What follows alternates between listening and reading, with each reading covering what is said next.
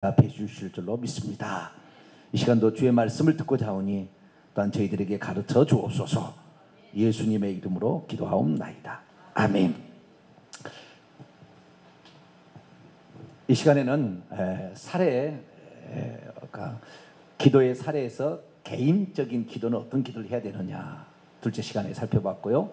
그 다음에 남과 이웃과 교회와 국가 민족을 위한 기도는 어떻게 할 거냐, 이제 그런 문제는 조금 있다가 하고, 지금 이 시간에는 오늘 핵심 포인트죠. 기도를 어떻게 할 거냐, 기도를 어떻게 실제 할 거냐, 이 부분에 관하여 먼저 살펴보고, 그리고 나머지 시간이 되면은 또 해보도록 하겠습니다. 기도를 어떻게 하느냐 하면 되죠, 그죠? 예. 그 기도를 드릴 줄 모르는 사람은 이름만 불러도 됩니다. 하나님 이름만. 아시겠죠? 그러니까 예수님 당시에 기도가 두 개였잖아요. 예수님이 이 땅에 오시기 전에는 여호와 하나님 앞에 기도를 했죠. 그렇죠? 그러나 예수님이 육신을 입고 이 땅에 오실 때부터는 예수님이 하나님이니까 예수님 앞에 간청을 했지 않습니까? 예수님 앞에. 그래서 그 예수님 앞에 간청했던 사례들을 보게 되면 기도는 이렇게 하는 것이다 라는 사실을 알게 되는데, 그 기도의 대상에 대해서 항상 불렀어요. 다윗의 자손이야, 나사렛 예수야, 또 주야, 이렇게 외쳤잖아요. 그래서 우리가 기도할 줄 모른다 그러면 아버지 그러면 되는 거예요. 뭐라고요? 우리 갓난 아기들이 태어나서 말할 줄 모르잖아요. 응애 하면은 부모는 다 알아들어요. 아, 배가 고파서 우는구나, 어디가 아파서 우는구나, 날 너무 더운데 갑갑해서 우는구나, 똥을 쌌고 오줌을 쌌는데 여기가 젖어서 우는구나. 알아요? 몰라요? 엄마의 자격들이 없네. 알아요. 이렇게 키워보면 이게 아는 거예요. 그러니까 우리가 하나님 아버지 그래도 하나님이 다 이게 지금 돈을 달라고 하는구나, 이 자식 문제 때문에 왔구나, 이게 건강 문제 때문에 왔구나, 이거 너무 핍박이 견디기 어려워서 외치는구나, 다 아시는 거예요. 그러니까 우리가 기도를 할 줄 모르면은 아버지 그냥 그렇게 하면 돼요. 아버지야 꼼짝 못하지. 하나님 하는 것보다는 아버지 하는 게 훨씬 셉니다. 아시겠죠? 기도의 대상에 대해서 하나님한테 하나님 이래도 좋아요. 근데 아버지 하면은 아버지라는데 자식이 구하는데 어떻게 하겠어요? 아저씨 그럼 되겠어요? 안 되겠어요? 그럼 별로 하나님이 관심이 없어. 어떤 사람은 하나님을 아저씨처럼 생각해. 꼭 안 들어줄 생각하고, 내 기도는 절대 안 들어줄게. 하나님 아저씨. 그러지 말고 하나님 누구라고요? 아버지. 너희는 이렇게 기도하라. 하늘에 계신 우리 아버지요. 이렇게 기도했다. 그러니까 아버지란 말에 하나님이 꼼짝을 못해요. 엄마, 아버지 이렇게 하듯이 우리가 하나님께는 기도의 대상을 부르는 것이 가장 중요합니다. 그래서 기도를 잘 모를 때, 기도의 실제 잘 모르겠다, 나는 그래 아버지 그 다음에 한마디만 더 하면 됩니다. 거기다가 아시지요. 뭐라고요? 두 가지만 하면 됩니다. 기도의 실제 그거예요. 옛날 사람들은 잘 기도할 줄 몰라서 말이 나오는 것도 아니고, 기도가 유창하게 나오는 것도 배운 것도 없고, 시골에서 한글도 언문도 깨치지 못했는데 어떻게 하겠어요? 그냥 모르니까 그냥 아버지 아시지요 그러면 됐다는 거예요. 옛날에는. 참 좋은 거라고 생각이 돼요. 요한계시록 2장 3장에 7교회를 보면은 내가 내 행위를 아노니, 다 안다고 하나님 다 하고 있다고요. 벌써 말하기 전에 하나님은 다 알고 있는 거예요. 네가 기도하기 전에 무엇을 구할 걸 하나님 아버지께서 아시느니라고 그랬다 이 말이에요. 다 알고 있다 이 말이에요. 물론 명확하게 하기 위해서 우리가 말은 하지만 하나님 부른 다음에 아시지요 하면은 끝나는 겁니다. 그래도 조금 더 기도를 명확하게 하고 싶다 그러면은 이 방법대로 하시면 되겠습니다. 자, 기도의 방법을 봅니다. 마태복음 6장 다시 보겠습니다. 예수님이 가르쳐준 기도가 있으니까 이 기도에다가 보완을 하면 되겠습니다. 마태복음 6장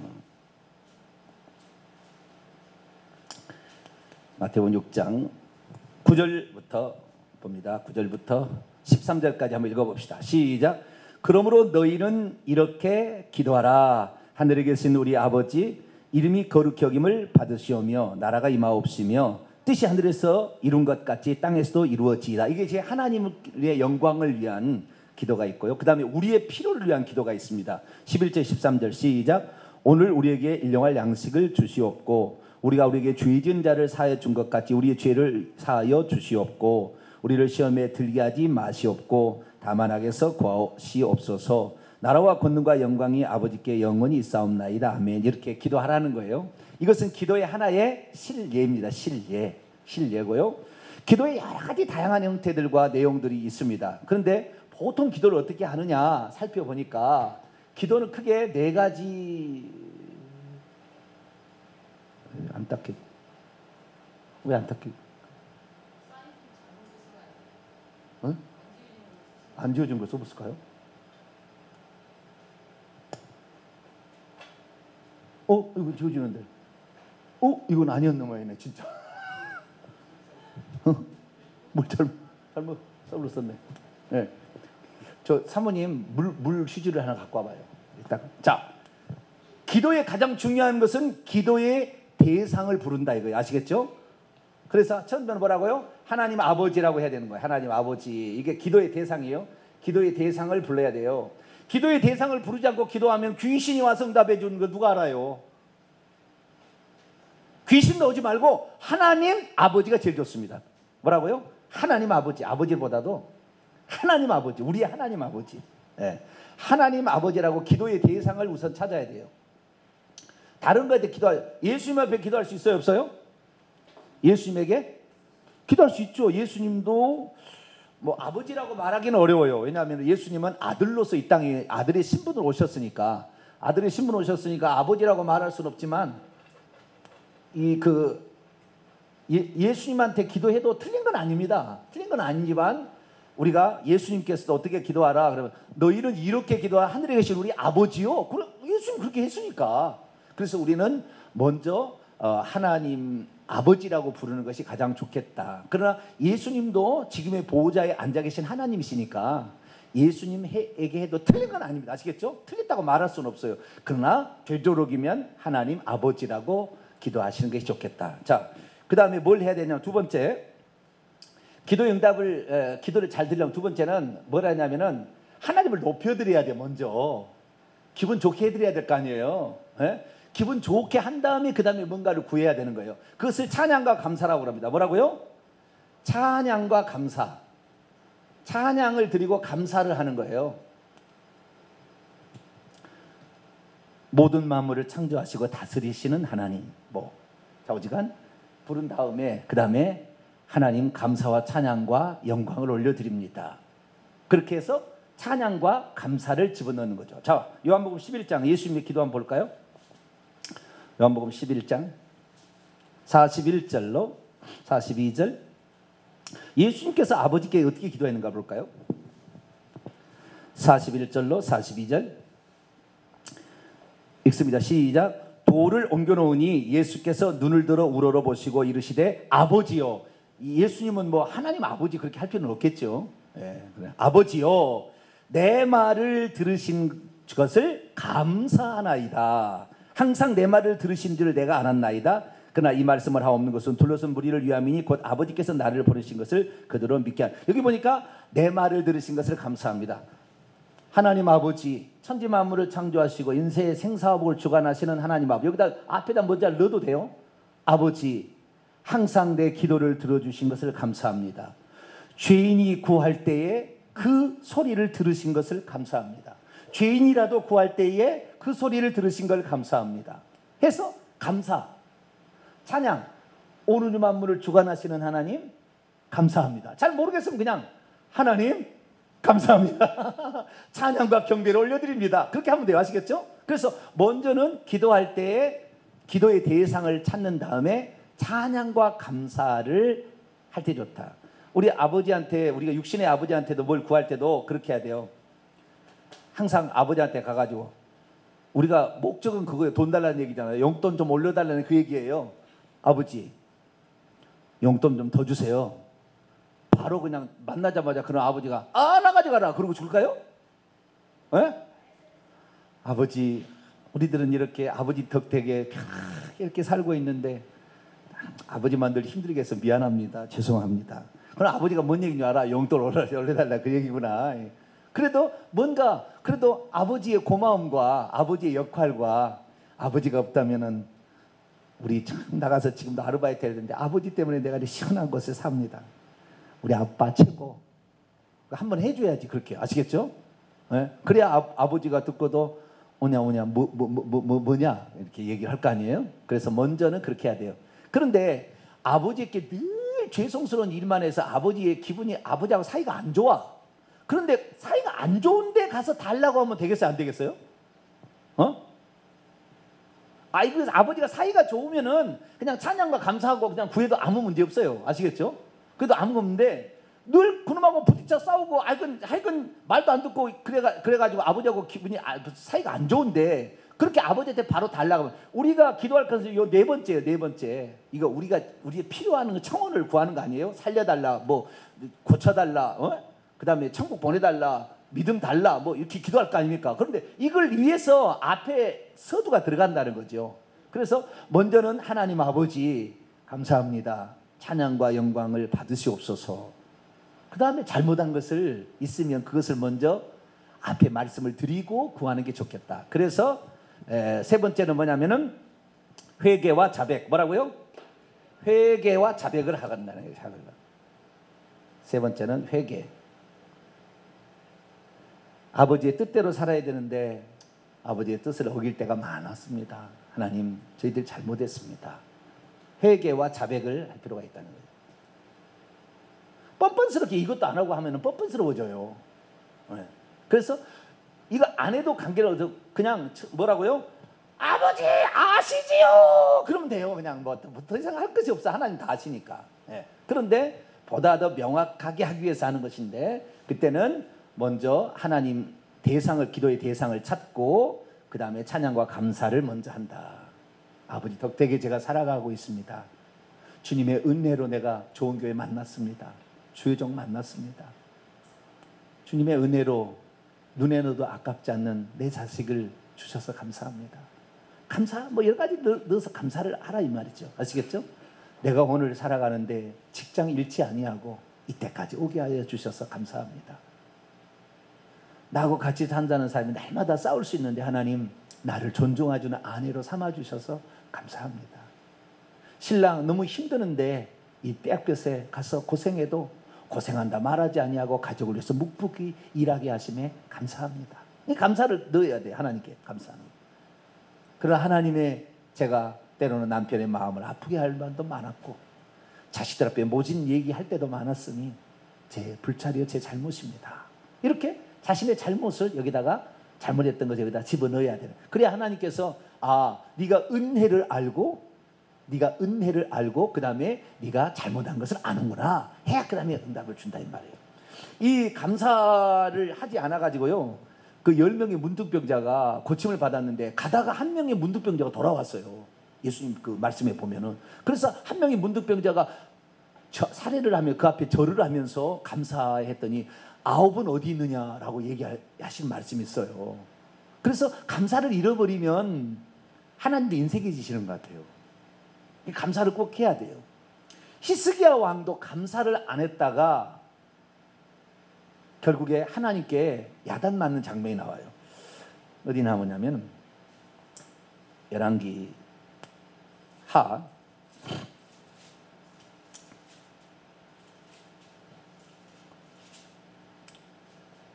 11개를 보지 말고 이사야서 30, 이사야서를 볼까요? 감사를 안 해가지고 그 야단 맞는 장면이 나와요.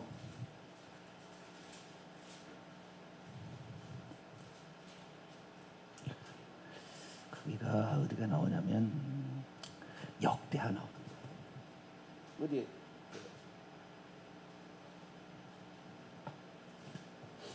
찾아드릴게요. 역대하에 나오네요. 이게 열왕기 기록하고요. 열왕기 상하가 있고 역대 상하가 있잖아요. 성경책에 보면, 구약 성경에 보면 열왕기 상하는 남쪽 유다 왕과 북쪽 이스라엘 왕을 다 기록했어요. 왕들의 열왕기의 이야기입니다. 열왕기 상하는. 그래서 북쪽 이스라엘의 19명의 왕과 남쪽 유다의 20명의 왕을 기록한 거 열왕기 상하인데, 역대 상하는 북쪽 이스라엘의 왕들은 뺐고 언약 자손인 남유다의 왕들만 기록한 것이 역대 상하예요. 아시겠죠? 이게 조금 달라요. 기록자가 좀 다릅니다. 자, 역대하 32장. 역대하 32장 24절에서 26절.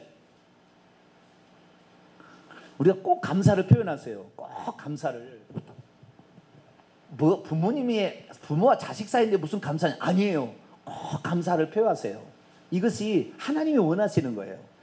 자, 역대하 32장 24절에서 26절 한번 읽어볼까요? 시작. 그때 히스기야가 병들어 죽게 되었으므로 여호와께 기도하며 여호와께서 그에게 대답하시고 또 이적을 보이셨으나 히스기야가 마음이 교만하여 그 받은 은혜를 보답하지 아니하므로 진노가 그와 유다와 예루살렘에 내리게 되었더니 히스기야가 마음의 교만함을 뉘우치고 예루살렘 주민들도 그와 같이 하였으므로 여호와의 진노가 히스기야 생전에 그들에게 내리지 아니하니라. 하나님께서 그의 병들어 죽게 된 것을 15년을 연장해 주는 그 기도를 들으셨을 때에 히스기야가 하나님께 감사를 표현하는데 감사를 표현 안 했다는 거예요. 그래서 하나님의 진노가 내렸다는 말이 나와요. 그래서 제가 우리 교회에서는 뭐 헌금하는 얘기를 안 하지만 절기 때마다 꼭 넣잖아요. 감사 헌금 봉투를 하잖아요.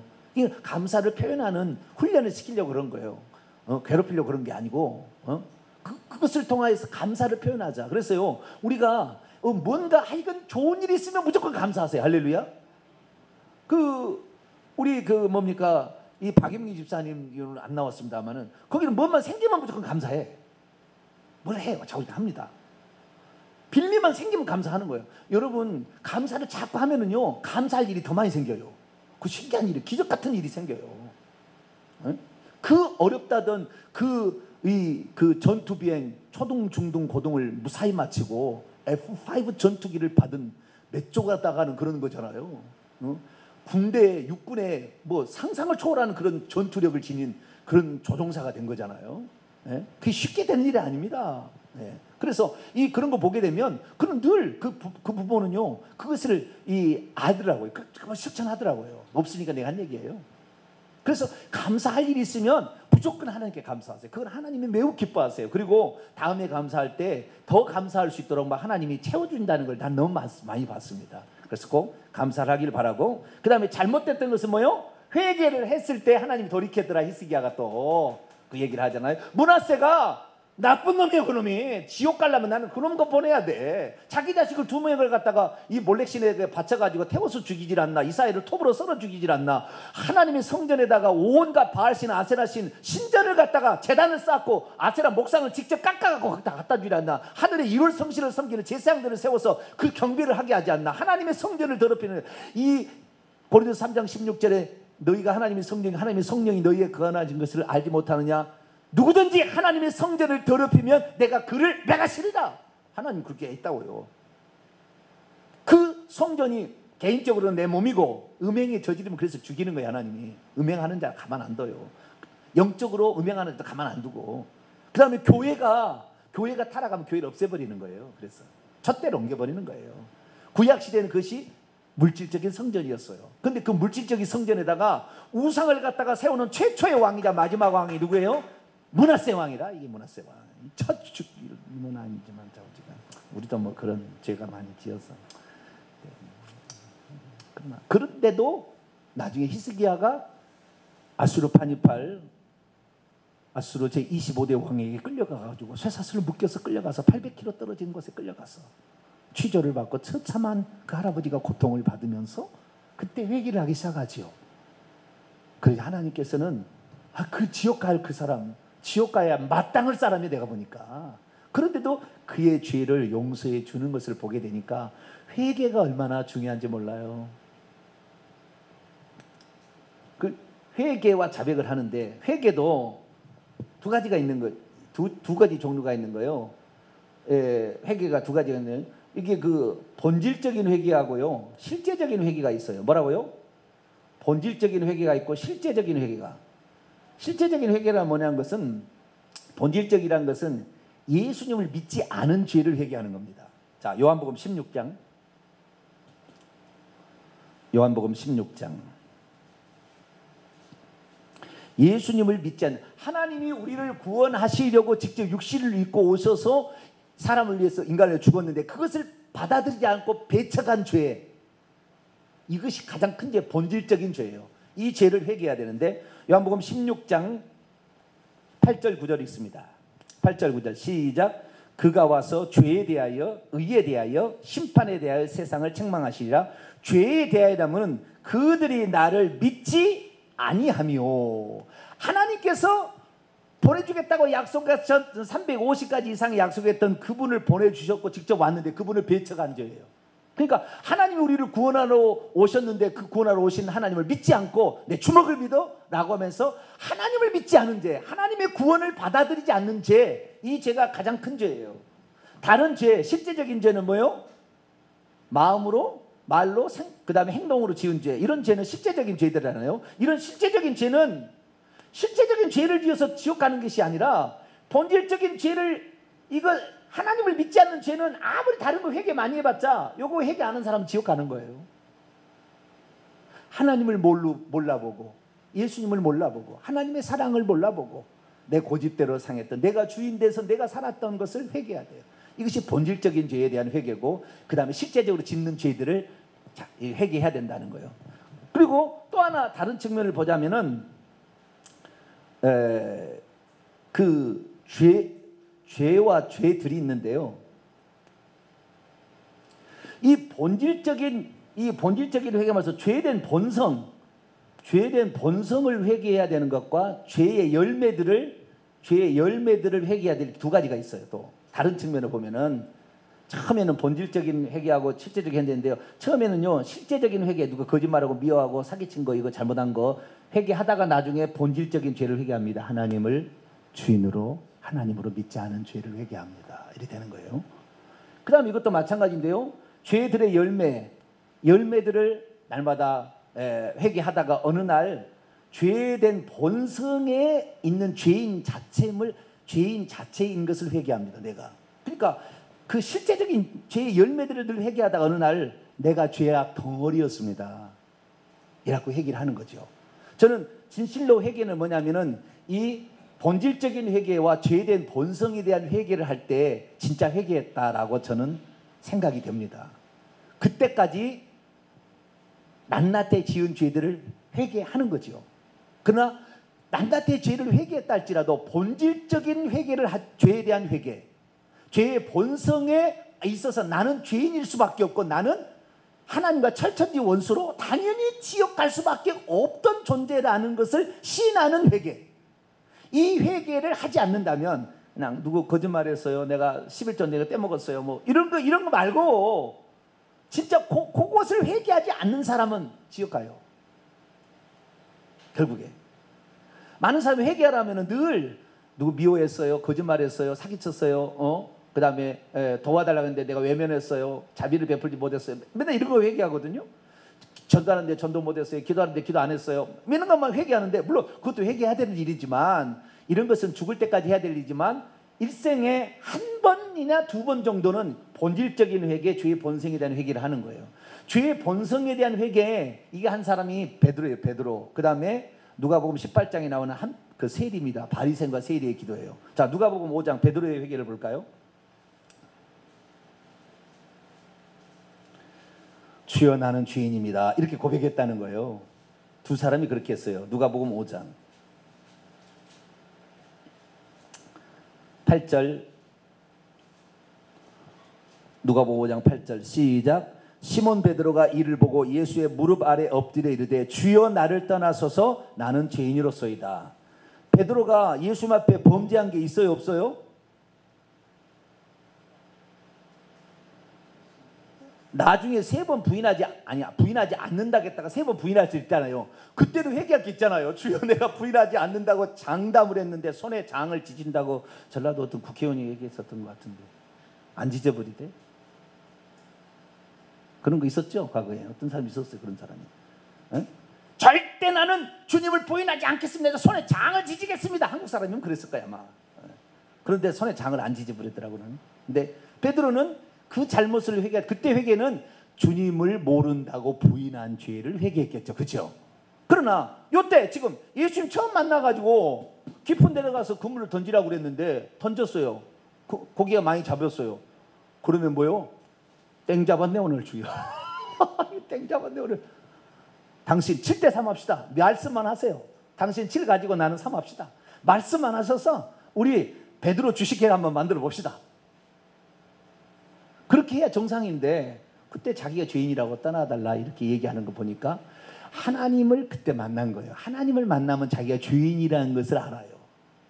그냥 하나님을 안 만난 사람은 절대 죄인이라는 사람은, 그러니까 이 세상에 하나님 안 믿는 사람은 자기가 죄인이라는 것을 모르는 사람이라.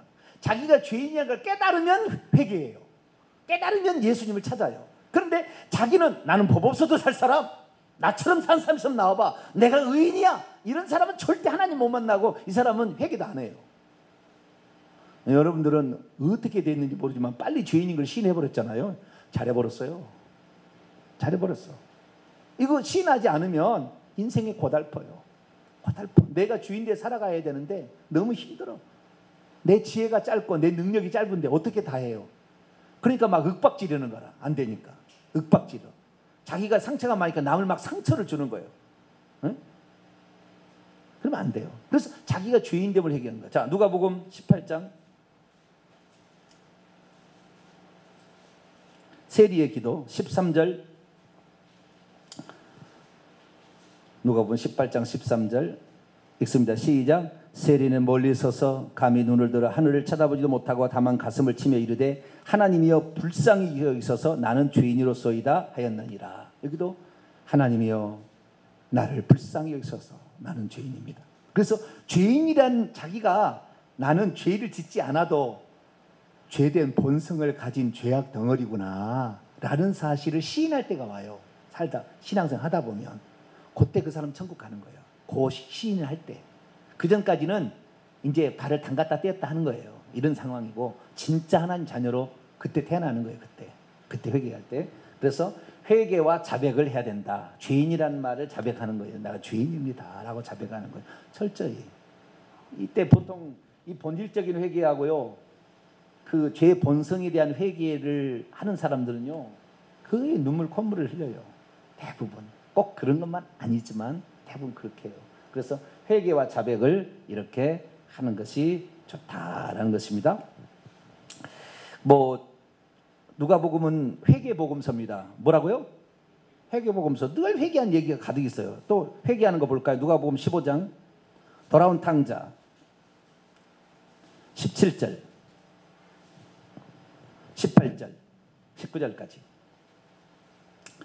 누가복음 15장 17절 18절 19절 읽습니다. 시작. 이에 스스로 돌이켜 이르되 내 아버지에게는 양식이 풍족한 품꾼이 얼마나 많은가. 나는 여기서 줄여 죽는구나. 내가 일어나 아버지께 가서 이르기를 아버지 내가 하늘과 아버지께 죄를 지었사오니 지금부터는 아버지의 아들이라 일컬음을 감당하지 못하겠나이다. 나를 품꾼의 하나로 보소서 한지라. 이렇게 돼 있다는 거죠. 그래서 이 누가복음서는 회개한 거예요. 누가복음 19장에는 삭개오의 회개도 나오고 누가복음 23장에는 한편 강도 회개도 나와요. 그래서 누가복음 회개복음서라. 누가복음을 많이 읽어보면 회개를 어떻게 하는지 알아요.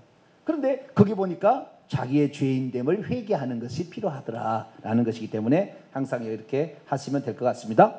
그리고 이제 본론이에요. 본론. 이것 때문에 지금까지 앞에 한 거예요.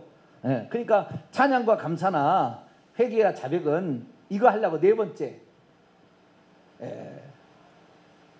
그것을 뭐라고 그러냐면은 간구와 자기 자신을 위한 간구와 중보. 간구와 중보. 이거 하려고 그래요. 이거 하려고. 이 간구라는 것은 자기를 위한 것이라 한다면 중보라는 것은 남을 위한 거예요. 요거 하려고 그러는 거예요. 요거 하려고. 나를 위해서 병 고쳐주세요. 우리 아들 시험에 합격하게 해주세요. 이거 하려고 지금까지 이거 한 거예요. 아시겠죠? 요게 핵심이에요. 핵심이야. 영 이거 말하기 곤란하면 아시지요 하나님. 내가 뭐하러 왔는지 아시지요?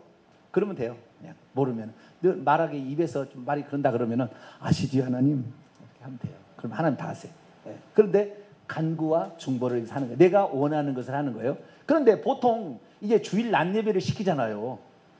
주일 낮 예배 기도를 시키잖아요. 또는 대표 기도로 자기가 개인적으로 기도할 때는 그냥 자기를 위한 기도, 아까 제가 둘째 시간에 얘기했던 거, 좀 이따 할 거, 남을 위한 기도, 이 두 가지를 기도하면 돼요. 아시겠죠? 이거 기도하면 되는데 우리가 주일 낮 예배 시간에 이제 기도를 하든가 아니면 주일 오후 찬양 예배 때 기도를 시키면 여기 와서 대표 기도를 해야 되잖아요. 그때는 대표 기도인 거예요. 아시겠죠? 자기를 위한 개인적인 기도가 아니라 대표로 기도할 때는 어떻게 할 거냐? 그때는 기도 제목을 조금 더 집어넣어야 되는 거예요. 아시겠죠? 네. 꼭 더 집어넣어야 되는데 우리 교회 같은 경우 잘하고 있어요. 잘하고 있는데 이 회개하는 거 이것을 이제 꼭 여기다 이제 집어넣는 거 있잖아요. 앞에 들어왔으니까 안 해도 됩니다. 이것은. 그래서 이것은 안 해도 되고요. 뭘 넣어야 되냐면은 나라와 여기 중보에 들어가니까 여기다 해봅시다. 먼저 여기에 중보에 들어갈 내용이 여기에 좀 들어가야 되는데 이 중보에 대해서는 교회를 위한 기도가 있고요. 그 다음에 나라와 민족을 위한 기도가 있어요. 좀 이따 이제 넷째 시간에 배울게요. 교회를 위한 기도, 나라와 민족을 위한 기도. 이 교회를 위한 기도는 교회의 사명, 주의 종들과 그 다음에 사명, 교회 사명 이런 것들을 많이 기도해야 되겠죠. 그 다음에 당면 행사. 예를 들어서 이 여름 수련회를 위하여, 창립 기념주의를 위하여 이렇게 어떤 특별한 행사를 놓고 있잖아요. 그래서 주의 종과 그 다음에 교회 사명과 그 다음에 행사, 당면한 교회 행사 이런 것들을 넣어서 교회를 위해서 기도할 때 이 세 가지를 꼭 넣어서 기도를 하시면 되겠고요. 그 다음에 나라와 민족을 이렇게 넣어서 기도하는 거예요.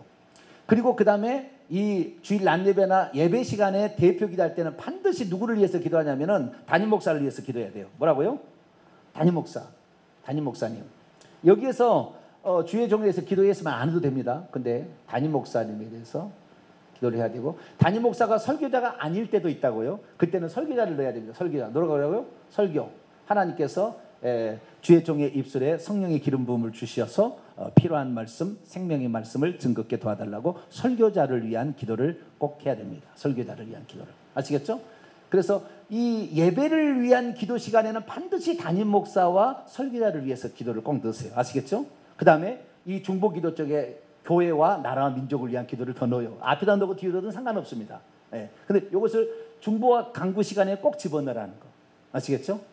그래서 교회를 위한 것은 교회의 주의 종, 그 다음에 교회의 사명, 그 다음에 교회의 당면한 문제, 이런 것들을 특별히 성도가 아플 때는 그 성도를 치료해달라고 얘기해도 되겠어요. 그래서 그런 기도를 하고, 그 다음에 세 번째, 여기 이거 주일날을 할 때 하는가요? 봉사자들을 위한 기도를 넣어주세요. 뭐라고요? 봉사자. 예배를 위해서 차량으로, 음식으로 이렇게 많이 수고하는 분들에게 하나님 수고한 대로 복을 주시옵소서. 손으로 한 일이 복되게 하여 주옵소서.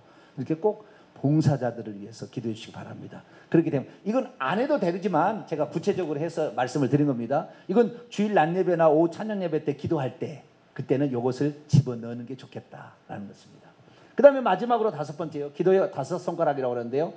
예수님의 이름으로 기도합니다. 뭐라고요? 예수님의 이름으로 기도합니다. 아멘. 기도의 대상을 부른다. 찬양과 감사를 한다. 회개와 자백을 한다. 간구와 중보기를 한다. 간구와 중보다.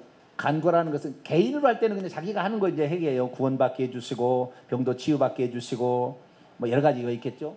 여기 중보에서는 개인적으로 기도할 때는 자기 자식이 반드시 들어가야 돼요.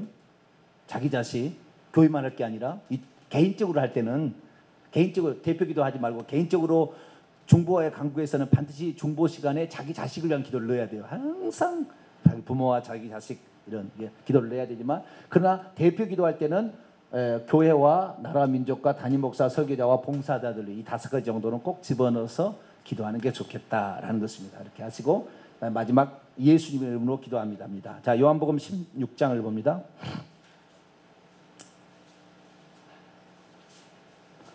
요한복음 16장 24절.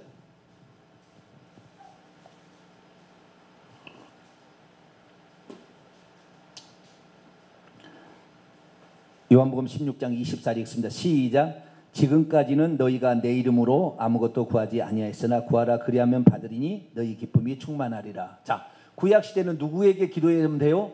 여호와 하나님. 예수님이 있을 때는 예수님께 나와서 기도하면 돼요. 예수님께 와서 기도했던 내용을 보면은 병든 자가 치유받기를 위해서 기도하는 게 제일 많았어요. 그 다음에 귀신 쫓아달라고, 아들 쫓아달라고, 뭐 딸 쫓아달라고, 귀신 쫓아달라는 기도가 있었고요.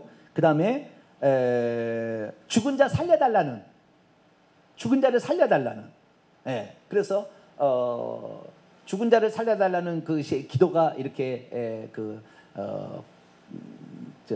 누굽니까? 나인성 과부의 아들부터 시작해서 한 3명을 고쳤는데요. 그 중에서 뭡니까? 백부장 누구죠? 갑자기 생각이 안 나네. 자기 딸이 12살 먹은 딸이 죽어버렸잖아요. 지금 살려달라고 했는데 중간에 죽어버렸잖아요. 누구죠? 생각이 안 나네. 그 백부장이 하는 거 보면은 살려달라고, 자기 딸을 살려달라고 하는 기도. 그게 막 생각이 안 나네.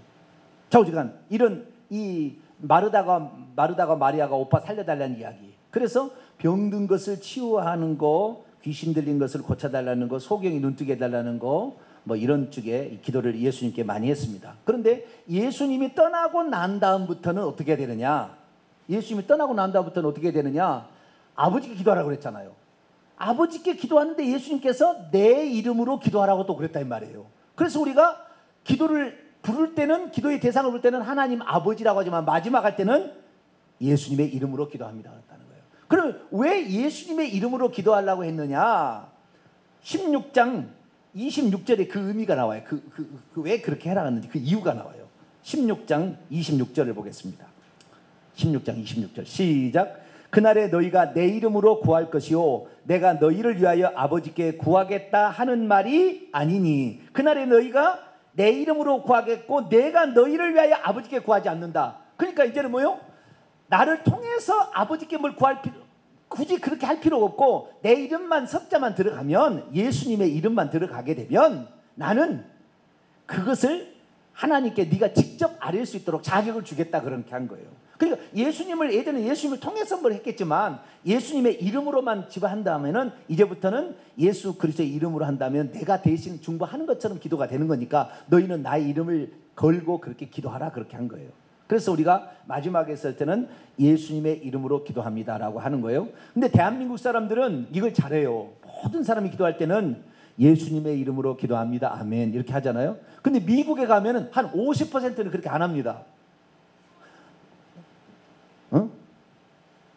Jesus name, 아멘. 또는 the name of Jesus, 아멘. 이렇게 해야 되거든요, 영어에서는. 그런데 미국 사람들은 그 예수님의 이름으로 기도한다는 말을 안 쓰고 그냥 아멘 해버려요. 우리는 예수님의 이름으로 기도합니다. 그럼 전부 아멘이라. 그래서 화음이 잘 맞아. 딱 맞는 거예요. 그래서 기도가 언제 끝나겠다 짐작이 돼요. 예수님의 기도합니다. 그럼 기도가 끝났구나. 근데 미국 사람도 언제 끝날지를 몰라, 항상. 왜냐하면 어떤 사람은 예수님의 이름으로 기도합니다는 말을 안 쓰니까. 그런데 성경적으로는 예수님의 이름으로 기도하라. 그렇기 때문에 우리가 예수님의 이름으로 기도하는 것입니다. 그래서 마지막에 꼭 예수님의 이름으로 기도하라는 것을 하면 되겠습니다. 요한복음 14장을 또 볼까요? 14장 13절. 왜 예수님을 기도하라고 했을까요? 13절 14절. 나를 굳이 거쳐서 나에게 기도해서 내가 아버지께 기도하게 하지 말라 그래요. 이제는 직접 네가 기도하고 마지막에 예수 이름만 써도 이제 된다, 그 말이에요. 아시겠죠? 첫 번째 의미는. 두 번째는 13절 14절 14장 13절 14절 시작. 너희가 내 이름으로 무엇을 구하든지 내가 행하리니 이는 아버지로 하여금 아들로 말미암아 영광을 받으시게 하려 함이라. 내 이름으로 무엇이든지 내게 구하면 내가 행하리라. 여기 보면 예수님이 하나님이에요. 14장 14절은 예수님이 하나님이라. 내 이름으로 무엇이 있는지 내게 구하면 내가 행하리라. 아버지가 행하리라 한 게 아니에요. 그러니까 예수님이 하나님이신데 이 땅에 아들의 신분으로 오셨기 때문에 아들이라고 해서, 아들은 사람이니까, 사람도 되고 하나님도 되니까 하나님과 사람 사이의 중보자가 되니까 중보자의 이름인 예수의 이름을 집어넣으라 그 말이에요. 그런데 사실은 이 예수님이 천국에 올라가서 하나님 보좌에 앉아 계신 하나님이니까 내가 행한다고 얘기한 거예요. 그러니까 우리가 하나님 예수님께라고 말을 대상을 부르지 말고 하나님 아버지라고 부르고 마지막에 예수님의 이름으로 기도합니다. 그러면 한 분 하나님께 기도한 것이 된다라는 그런 의미입니다. 그래서 우리는 꼭 예수님의 이름으로 기도합니다라는 것을 이렇게 하는 것이 좋겠습니다. 아시겠죠? 정리합니다. 우리가 기도의 실제 어떻게 기도할 거냐, 대상만 불러도 됩니다. 내가 지금 만약에 급한 일이 발생했는데 아버지 우리를 낳아주시고 지금 물이 따라서 죽겠습니다. 아버지 살려주세요 그래야 될 텐데 나를 낳아주시고 길러주셔서 좋은 부모를 주시고 목사님을 주시고 나에게 일용할 양식을, 그러다가 꼬꾸라기 죽어버려. 급할 때는 안 해도 돼요. 그거 아시겠죠? 앞에 뭐 아버지 찬양한다고 아버지 찬양하다가 죽어. 살려달라고 해야 되는데 찬양하지 마세요. 그때는 찬양 안 해도 다 알아들어 하나님. 예? 급할 때는 급할 대로 하나님께서 다 해주는 건데, 그러니까 이렇게 꼭 안 해도 돼요. 아시겠죠? 안 해도 되는데 조금 더 분명하게 하기 위해서 한다는 것이니까 너무 염려하지 마시고 그냥 대상 부르고 아시지요 하면 되는 거예요. 그냥. 예. 어떤 사람은 기도가 잘 안 나온다고 그래요. 그러면 이제 찬양하면 돼요. 아시지요 아시지요 아시지요 주님 아시지요. 그러면 되는 거예요. 말 필요 없어. 그냥 노래하면 되는 거예요. 노래.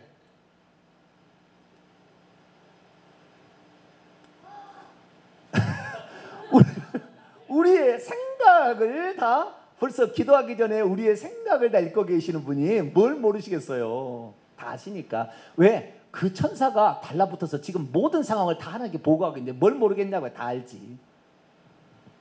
아까 우리가 이집트 왕자 영화를 보는데 이제 이거 여담하고 이제 마치겠습니다. 첫째 시간은 이제 1시간 정도 하면 되겠습니다. 자, 이스라엘 민족이 저렇게 출애굽하게 될 10가지 재앙을 내렸잖아요. 그 모세가 뭐 강을 피로 만들고 개구리, 파리, 무슨 흑암 무슨 재앙 내렸잖아요. 이거 다 누가 한 거예요? 하나님이 직접 하신 거 아니라 누구를 시켜서? 천사를 시켜서 다 그렇게 한 거예요. 천사. 죽음의 신이 막 하얀 것이 막 날아다니는데 그게 아니고 천사가 와서 다 죽이는 거예요. 18만 5천 명을 하루쯤에 산성장 만들었던 히스기야 시대에 그랬던 것처럼 천사가 다 그런. 구름기둥 불기둥의 실제가 뭐예요? 천사예요. 천사가 왔다 갔다 하면서 구름기둥 불기둥을 만든 거예요. 홍해를 갈라는 것도 뭐예요? 바람도 천사가 다 이렇게 하는 거예요. 우리는 보이지 않아요. 그런데 우리가 보일 때는 자연적인 이적이라고 보이는 것일 뿐 실제는 보이지 않는 천사가 와서 그 일을 다 하고 있는 것입니다. 그래서 우리가 하나님을 믿고 예수를 믿는다는 것은 보통 큰 축복이 아닙니다. 보이지 않는 천사가 계속해서 나를 지키는 거예요. 특별히 어린 아이들은 죄가 거의 없기 때문에 어린 아이들은 거의 안 죽어요. 교통사고 나도 안 죽어요. 잘. 왜? 천사가 그만큼 죄가 있어야 좀 죽는데 죄가 없으니까 죽을 수가 잘 없어요. 그래서 하나님께서 일부러 기근과 전염병과 전쟁을 통해서 진노하지 않는 한 어린아이는 안 죽습니다. 대부분 안 죽어요. 어린 죽지. 왜요? 천사들이 늘 보호하고 지키니까 어릴 때는. 그래서 이 어린아이들이 어쩌다가 교통사고로 죽을 수도 있거든요. 그럼 어린아이들은 천국 갔냐 지옥 갔냐 물어본 사람이 많아요. 이거는 성경에 여기 나와 있는 얘기를 들어보면 어린아이들은 부모의 신앙과 연결되어 있습니다. 그래서 어머니 아버지가 예수 그리스도를 믿는 사람들은 자식이 어릴 때 혹시 사고로 죽어도 천국 갑니다. 그럼 가보면 알아요. 가보세요. 물어보세요. 저한테 물어보지 마시고 갑니다. 그럼 부모가 예수 믿지 않는 사람이 어린아이 죽으면 이 아이는 지옥 갑니다. 부모의 신앙이 그렇게 중요한 거예요. 왜? 의지가 아직 독립되지 않았으니까. 의지가 독립하면 자기 책임이에요. 그러나 의지가 독립하기 전까지는 절대 부모 의존 쪽입니다. 그런데 부모의 신앙으로 천국 가는 거예요. 그러니까 우리가 신앙을 얼마나 잘 가져야 할지 몰라요. 우리가 신앙을 갖기 위해서는 말씀을 들어서 믿음을 가져야 되겠지만 기도를 통해서 응답을 받을 때에 하나님과 라포 관계, 신뢰 관계가 형성이 돼요. 그래서 하나님이 살아가시고 하나님이 정말 나의 하나님이라는 것은 삶으로 체험해야지 목사님 말만 들을 수는 없는 거예요. 자기가 직접 체험해야 되는 거예요. 저는 그 예수 믿을 때부터 직접 이런 체험을 많이 했어요. 기도해서 응답을 받으니까 이런 일들이 있으니까 하나님이 살아계시는 것이 그냥 뭐 이것은 확실한 것이지, 이것이 될 수도 있고 안 될 수도 있고 이게 아니라고요. 내 목에 칼이 들어도 이건 확실한 거지. 하나님 살아계시고 내 기도를 들으신다는 것을 아는 것이니까 기도는 여러분들에서 많이 체험을 갖게 되길 바랍니다. 그래서 기도를 많이 체험할수록 하나님과의 관계가 가까워집니다. 따뜻해져요. 가까워져요. 그렇게 해야만이 여러분의 신앙생활이 재미가 있습니다. 기도를 한 번도 안 하는 사람은 응답도 없기 때문에 교회 나오는 게 재미가 없어요. 재미가 없어요. 오늘날 사람이 왜 예수 안 믿느냐? 돈이 많으니까 하나님을 찾을 이유가 없어요. 별로. 사면 되니까. 하나님 자전거 사주세요. 옛날에는 자전거가 없을 때는 자전거 사주려고 하나님 자전거가 필요해 기도했는데 지금 뭐요? 사면 되지. 하나님 자동차 주세요. 할부로 끊으면 되지. 뭐 더 이상은 뭐 할 말이 없어요. 그러니까 뭐 기도할 것이 없다고요. 옛날에는 가난했기 때문에 그렇게 안 돼서 늘 찾았지만, 그런데 그 이유 말고도 우리가 하나님께 기도할 것을 하나하나씩 이렇게 기도해서 응답을 받으면 하나님과 나의 신뢰관계 형성이 됩니다. 그러면 믿음이 흔들리지 않고 견고하게 갈 수가 있어요. 그래서 말씀과 기도가 꼭 같이 가야 되는 겁니다. 그래서 기도할 때는 순서는 기도의 대상은 하나님 아버지, 아니면 안 찾으면 귀신이 와서 응답해 준다니까요. 귀신이 와서 능력도 주고 예언도 해주고. 그러니까 하나님 아버지 정확히 부르시고, 그 다음에 찬양과 감사를 드리시고, 그 다음에 회개와 자백을 하시고, 그 다음에 나를 위한, 그 다음에 남을 위한 기도를 하시되, 그 대표 기도할 때는 교회와 나라 민족과 담임 목사 설교자 봉사자를 위해서 기도하는 게 좋겠다. 그 다음에 예수님의 이름으로 기도합니다. 아멘. 이렇게 하면 온전한 기도가 되고, 그 앞에다 뒤에다는 생각나는 것들을 추가로 조금씩 수식어로 집어넣게 되면 아름다운 그 기도를 할 수가 있습니다. 근데 기도가 아름답다 해서 기도를 응답해 주시고 하나님 아시지요 했다가 안 응답한 것은 아니라는 거. 전혀 상관없다. 진실되이 겸손하게 기도하게 되면 하나님은 어떤 기도로도 다 들으신다. 그래서 늘 기도를 많이 하셔가지고 응답을 많이 받게 되길 바랍니다. 기도하겠습니다. 거룩하신 하나님, 기도의 실제에 관하여 나누었습니다. 우리가 기도를 진짜